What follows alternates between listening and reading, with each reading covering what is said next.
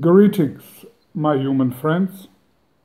This is Rudolf of Germany, the tall white alien. Isn't the Great Canyon beautiful? Isn't the Mississippi River enchanting? Yes, Germany is a beautiful country.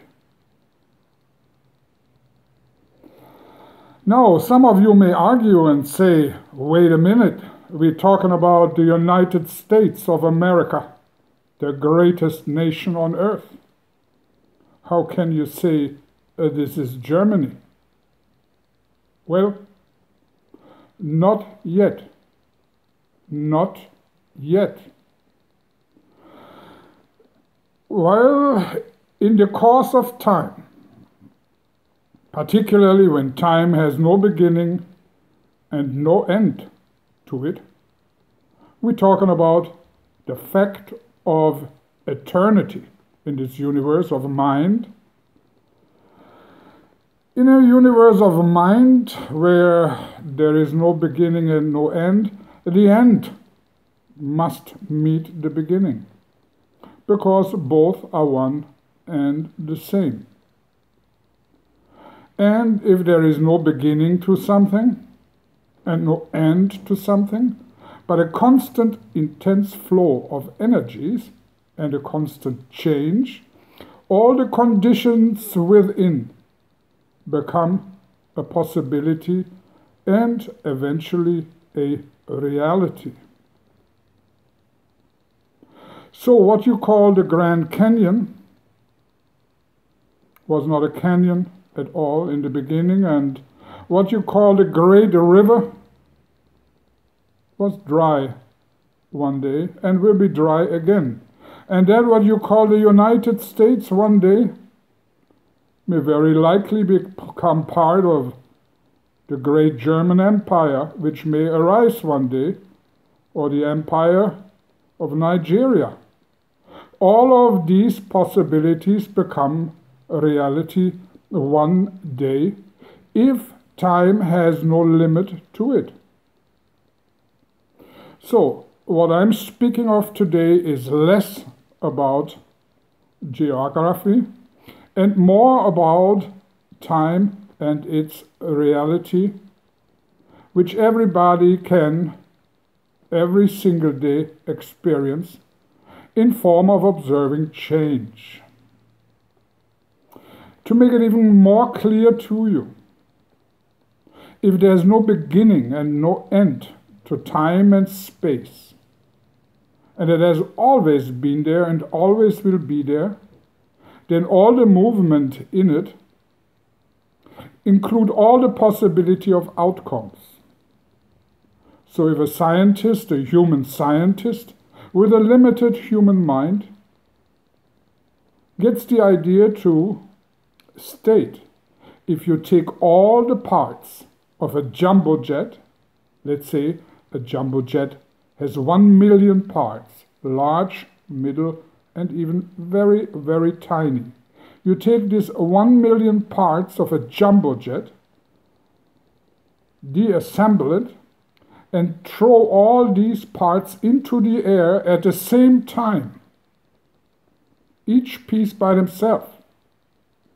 It will never come down as a complete airplane floating onto the ground, just by chance, by hitting one part accidentally against the other, and this way all the 1 million parts may reassemble in the right place at the right time to build an airplane just by accident.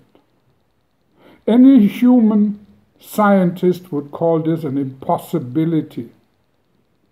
And yet, if the human mind of scientists would be great enough to comprehend, it is completely feasible. Because if there is no limit to time and space, and you throw up the million parts of a jumbo jet, trillions and trillions of times, these parts eventually will reassemble and the complete airplane will float down safely to the ground. And interestingly enough, if a human mind would be able to grasp that, not only once, but trillions of times, the millions of parts of a jumbo jet would be reassembled on its own just by chance and maybe by wind or hitting at each other and come down complete. That vast and endless is eternity. And eternity, and this is the major mistake mathematicians and physicists make, is not a timeline. It is taken out of the imagination and the reckoning of time because eternity is not measured in time. It cannot be measured in time because it has no beginning or end, and for that is outside of any kind of framework of measurement. This leads us to the point that everything in the universe is possible. And every possibility you can think of, may it be as crazy as it sounds, may it be the most wildest feverish dream of you or mental distortion. Everything. Everybody who is mentally, as they call it, disturbed and has several or multiple personalities, every single personality and every outcome of it is eventually a reality. Because eternity as such is set outside of the mental framework of the one who thinks about time. And when I speak about dimensional shifting, mainly to my followers in the DNA program, I am speaking about a reality, a possibility which can be achieved, because it's just a little exercise compared to that what eternity has in store for you. The only hindrance